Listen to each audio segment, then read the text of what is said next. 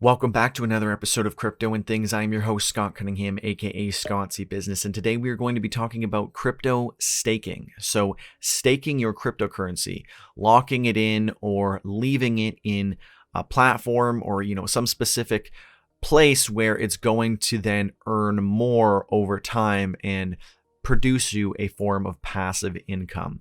This is different specifically from crypto lending, where you're lending cryptocurrency and you're earning interest off of that. We will look at that in another episode because obviously there's a lot of crypto lending. Again, this is also different from providing liquidity for trades. We will maybe look at that in the future. That's a little more technical, but hopefully I will get to something like that as well. Specifically though, we're looking at staking your cryptocurrency, which is just locking it in to a platform or some specific entity that is going to hold it and grow it over time and create a passive form of income. And not necessarily always some sort of entity, but a lot of specific wallets will allow you to stake cryptocurrencies. Specifically native wallets where you actually have to download that wallet for that specific cryptocurrency and then you can stake. So you could download an ADA wallet and stake on there. You could download NRG wallet and stake on there. I don't do a ton of different cryptocurrencies for staking because recently I've consolidated a lot of my crypto back in Ethereum and Bitcoin, but that is for another conversation to talk about how I've moved around my portfolio. Specifically today, we're going to be looking at some of the different places that I actually stake on, how much I'm getting, and how the different caveats of these different platforms work, and just how I've used them and how you can use them as well. So I've really narrowed down what I'm actually using for staking because it doesn't make sense if you stake something, you earn a little bit, but the price is on the downtrend. For example, KU coin shares, which I made a video about a while back, I was earning a decent amount, but the coin in value, like the actual value of the coin, was going down and it was making what I was earning negligible, and overall I was losing money. So obviously the coin itself that you're staking has to be decent enough that you're still going to earn from it. Otherwise, it doesn't really make sense, right? So the main, this is just looking at my last month's earnings for October. And you can see I got Loom, BitMax, Tron, Hive, and then some lending. But we're really just focusing on everything here except the lending and Loom because I've sold my Loom as well. Previously, I was soft staking a lot of different cryptos on Binance, but they've really changed everything around. And right now it's only lending. As far as I am aware, it's just lending now. So I've sort of changed things around and I've focused more on staking cryptocurrencies in their native wallet because that's usually where you can get the most effective, get the highest amount.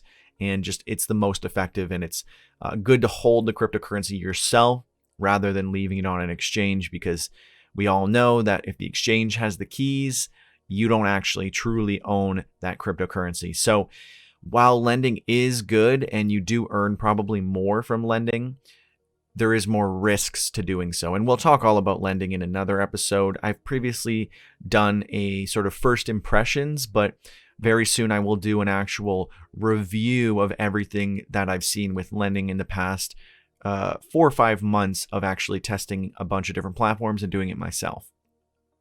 So what we're really going to focus on today is BitMax, Tron, and Hive. So you can see in October, I earned $7 US of BitMax, $6.14 US of Tron, and $2 of Hive.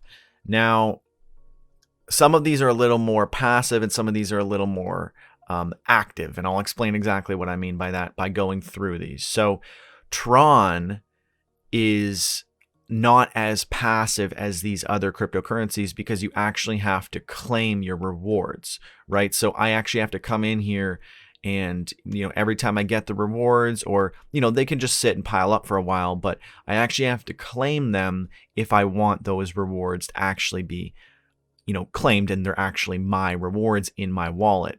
The reason that this is important is because if you're holding crypto to earn passive income in hopes that you're going to compound interest over time, well, the only way you're going to compound interest is if you're constantly coming back, withdrawing, putting it back in, freezing it, voting.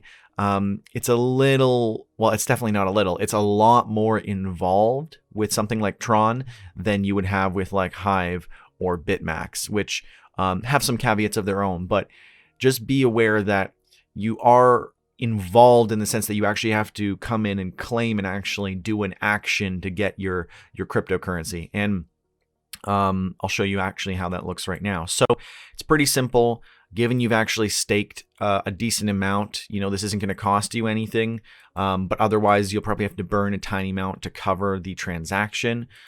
Obviously, if you're trying to grow passive income, you don't want to be spending money on transactions, so you should stake enough that you're covering your transactions when you are doing these withdrawals, which is only usually like maybe once a week or whatever it happens to be. But this is what you want to do, and then you would take that cryptocurrency, right? Now, I will say, like, this layout is a little confusing looking. There's more simplified user interfaces for Tron, but personally, Tron Scan is just what I use. It's like the default that is attached to Tron Link, which is where I store my Tron. I find it's very, very convenient because you can easily swap, exchange. You could set it up with a hard wallet. There's a lot of stuff that you can do, and it's all very easy to access. Freezing your Tron is essentially staking it. So you want to freeze some into your energy and some into your bandwidth, again, just to cover your transactions. But you need to freeze your Tron in order to vote with it. So that 18 Tron that I just acquired, I actually have to freeze that now in order to actually use that for voting and in turn make passive income from that. So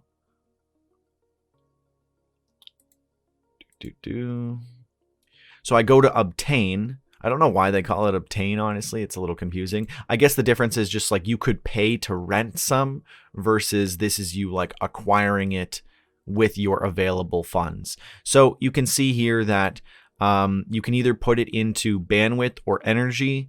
You need a small amount of bandwidth, but energy is what you mainly need for your transactions to be covered. Again, I mean, as long as you have a decent amount, this isn't really a concern as to what you actually put it into, but I don't have much bandwidth, so let's just stake into that. And then, you can see I had a little bit extra on top of that. I like to keep a little bit of Tron just in case there's issues and I need to burn some in the future. So we're just going to stake 25 instead of the full 27. Your stake will be locked in for 3 days, 72 hours. But then after that, you're free to just withdraw all of it. So that's really nice. I mean, it's just to kind of lock it in, but after 3 days, you can get it back at any time, which is very, very key because if you can get it back at any time, obviously, if Tron goes way up in value, you want to be able to get that right away and be able to spend that. And we'll talk about that for the other platforms, which vary very, very greatly. So you click freeze. It'll give you the transaction again here. And you can do this on your phone, but I prefer to just use my computer for a lot of this stuff. It makes it easier for recording. And I just have the actual wallet extension that I use, but I've also got it on my phone, and it's the same thing. You just log in and you still have all the same access to everything. So we've staked that. It'll take about a minute. And then what you want to do is you want to actually vote on the super representatives, which are essentially like the witnesses that are running nodes to keep the platform going. I know a lot of this stuff seems a little technical, but you don't really need to understand, all the technical aspects of, how do witnesses work and all these different things. You just need to be able to freeze your Tron, go and vote. I will say though, Tron is definitely the most challenging with this, interface. There might be easier ways to do this, but this is just what I do. So quite simply, there's all these different witnesses you can vote for, but at the end of the day, if all you really care about is earning passive income, you just want to pay attention to the voting share. How much are they actually sharing with the people who are voting for them? So you can see there's a lot that have 100%, and they pay out a much higher APR. But even those that have 100% may have differing APRs, so you might want to pay attention to that as well, because the higher the APR obviously is where you're gonna get the most cryptocurrency. Okay, so voting. You can see I've got my 25 here, and if you wanted to freeze some, you could just actually click obtain and just do it right from here. But you can see I have the 25 that I just staked for you guys. So you can see where I've staked previously, because I'm just trying to get the high APRs. There's probably more further down. Yeah.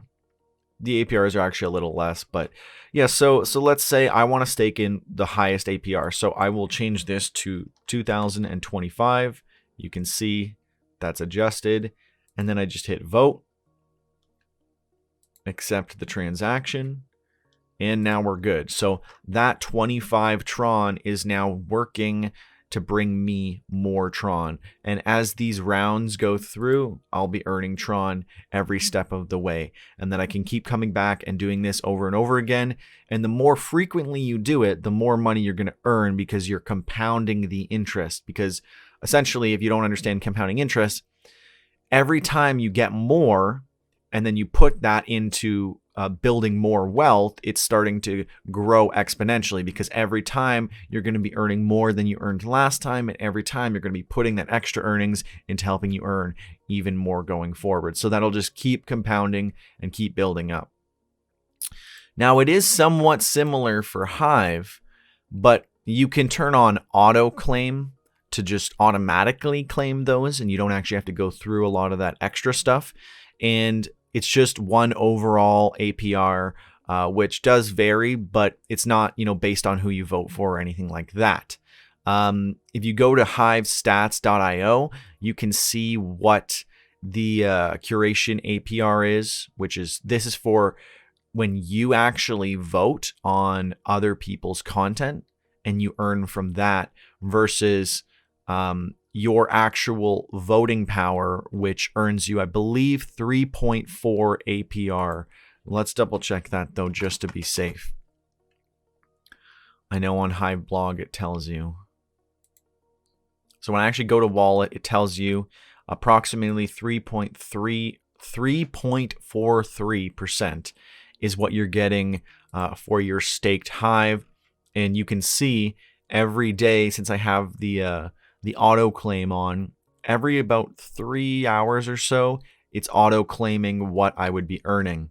And then it's all compounding interest. The best part about Hive is that because it's claiming like every 3 hours, you're technically compounding interest at just a ridiculously fast rate compared to everything else, right? If I'm only claiming once a week on Tron, I'm only getting that compounding interest weekly. If this is claiming automatically for me every 3 hours, then I'm compounding interest, on an hourly basis. So like that is way, way, way better. The big caveat though is that when you lock in your Hive, when you power up your Hive, and we'll do an example of that as well here. Apparently I got to log in 20 times. So you can see, this is how you would redeem your rewards, but I have like an auto claimer that will usually do it every 3 hours. I honestly can't even remember where I set that up, but there's a bunch of different platforms that will set up things like that for you to just automatically do certain things and make it a little bit easier for you for Hive. Maybe I'll try and find that and include that in the description, but this is what it looks like to power up. Pretty simple. You've got your Hive, you go to power it up. I just want to power, a little bit of my Hive. It's basically instant. So you see that went through there, and now it's sitting here, and that will add to the 3.43, which again, I'm getting the rewards for very, very frequently. So the big caveat here though is that when you do power up on Hive, it does take 3 weeks to power down everything. But you get paid out weekly in 1/13 payments. So you can see if I were to power down everything, I would get about 226 Hive per week paid out to me. So This is definitely less ideal. This is not very liquid at all, because it'll take about 3 months for you to get all of your Hive out. And say if there's a huge price surge, you probably won't be able to get that value in 3 months, because there's a good likelihood that the price will change in 3 months' time. So you've also really got to consider that. And I mean, the APR isn't so crazily high that, you're jumping at it, because we saw with Tron, I could get upwards of like 7.32%. Now, I still like Hive. It also makes you earn more from curation when you're like upvoting other people and stuff like that. So there's a lot of caveats to Hive and actually staking Hive, but it is very passive and very easy.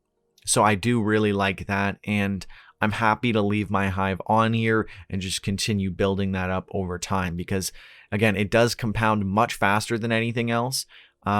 And it's like the least hands-on. I can just kind of let it do its thing and use the platform as I want to. The last one we're going to look at here is BitMax, not BitMEX, which had all those issues. BitMax. They have their own token, BTMX, and essentially it is like a profit sharing platform where it's like you're going to earn about 20.79% APR. And it's essentially you're sharing the fees with the platform. So like, say someone buys something and they have to spend, such and such amount, you're getting a tiny percent of that amount at the end of each day based on how much you've staked. So me personally, in my investment portfolio, I have 10,862 BTMX staked. When you stake it in, all you really have to do is you wait 24 hours to unstake it. So that's not too bad. And if you're really concerned about a price change, you can pay a 10% fee, I believe it is. You can instantly redeem for a 10% fee. But again, you only have to wait 24 hours. So it's not, a crazy wait time by any means. So, that's not bad at all. This is very passive in that it'll just pay you out every day in USDT, which is a US dollar pegged stablecoin. I have been earning about 24.8 cents per day, so nearly 25 cents. It varies day to day. I mean, there was days you can see here where I was earning 22 cents. So it varies, but for the most part, it's been pretty consistent. And off of about $400 or $500, I've already earned $71 in profit from just leaving it on here and letting it pay out.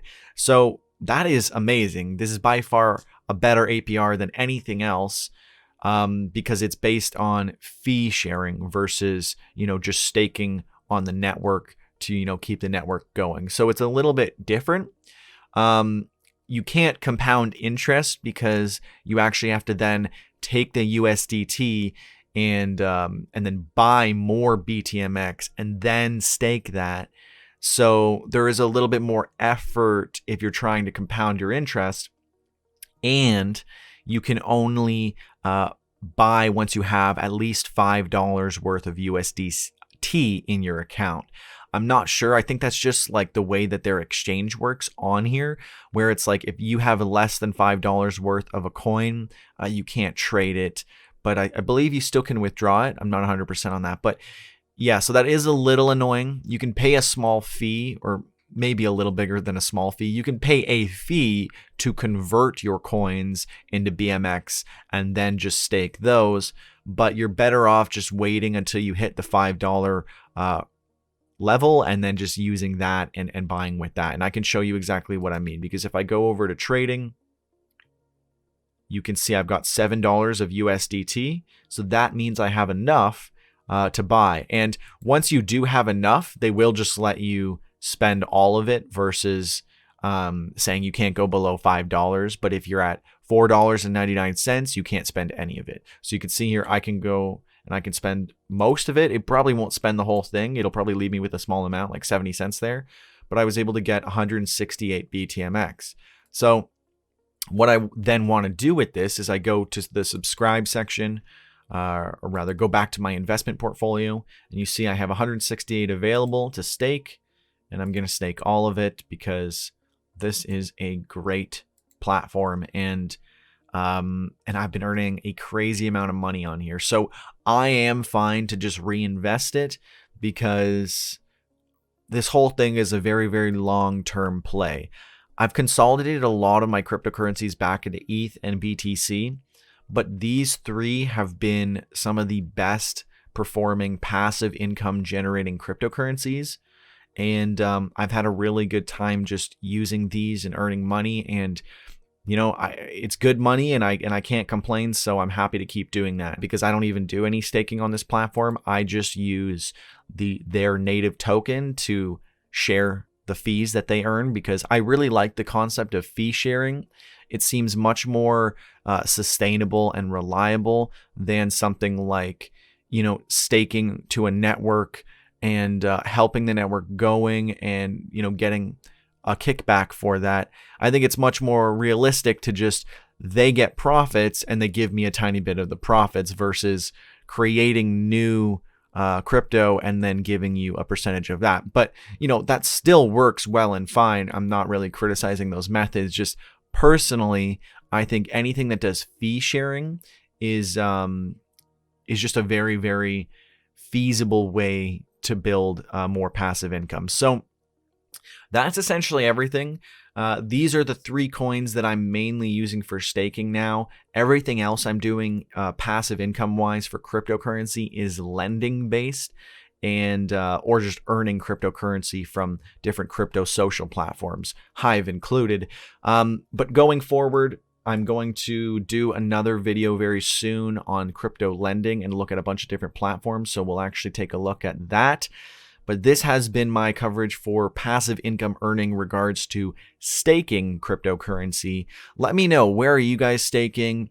What are you staking? Again, I will say you're probably not that, it's probably not that safe to stake on exchanges just because you have to let them hold your cryptocurrency. This isn't the best example with BTMX because, yes, technically BitMax holds my BTMX, and if they lost it or something, I probably wouldn't get it back. With Tron, it's actually in my wallet that I control. I had the keys. No one else can access it. Same with Hive. No one else can access that. Only I have the control, and that is the most secure you can possibly be because while high yields are very attractive and a lot of people are like, oh, wow, I really want to get, all that money, it's not as secure. So with the reward will come that risk. So you've always got to keep that in mind. For me, I will always err on the side of more security.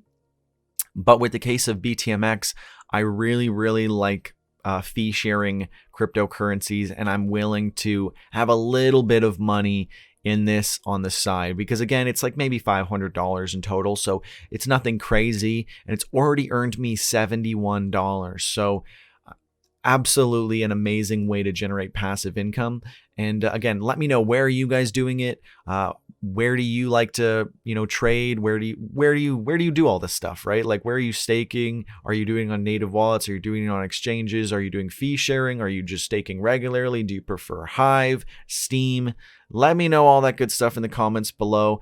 And as always, don't forget to comment, like, share, and subscribe. It really, really helps. And you can also donate to me and all that other good stuff. But, the best thing you guys can do is really just sharing this with other people because it helps a lot. And all of this stuff I usually put to, buying more of these different projects and different things to test them out and share them with you guys. So, it all comes around circle. Something that I'm going to be looking into very soon is crypto tokenized gold. I've been talking about this for a while, been a little lazy about it, but I wanted to get through some of these other tutorials and guides before I got into that. So let me know if you do know any good tokenized crypto gold solutions or silver.